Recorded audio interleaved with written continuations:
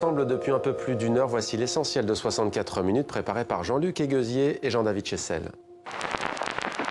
Notre pays a atteint aujourd'hui une sorte de tolérance fiscale zéro. Je ne sais pas si on peut l'appeler comme ça, mais c'est souvent comme ça qu'elle est exprimée. Les débats, je le crois, nous indiquent clairement la direction à prendre. Nous devons baisser et baisser plus vite les impôts. Quelle va être la réaction de l'armée soudanaise? Appelée par le peuple à fraterniser face au pouvoir d'Omar el-Béchir, l'armée va-t-elle choisir la voie de la rue plutôt que celle du pouvoir? Ce matin, des militaires sont apparus dans les rues de Khartoum, se sont déployés autour de leur quartier général.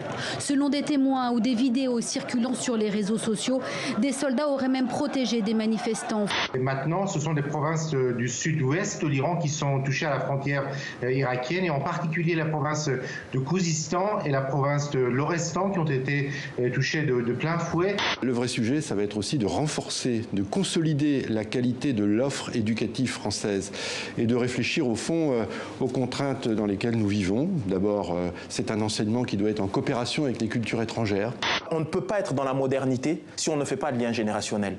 On ne peut pas être dans une réflexion positive pour demain si on ne demande pas à la jeunesse de s'exprimer. Mais encore une fois, demander à la jeunesse de s'exprimer, ça ne veut pas dire tomber dans le jeunisme. C'est-à-dire toujours réfléchir en termes d'équilibre. Il y a une virtualisation des rapports. Effectivement, ils sont de plus en plus dans les réseaux sociaux, aussi dans les selfies, donc un hyper-narcissisme.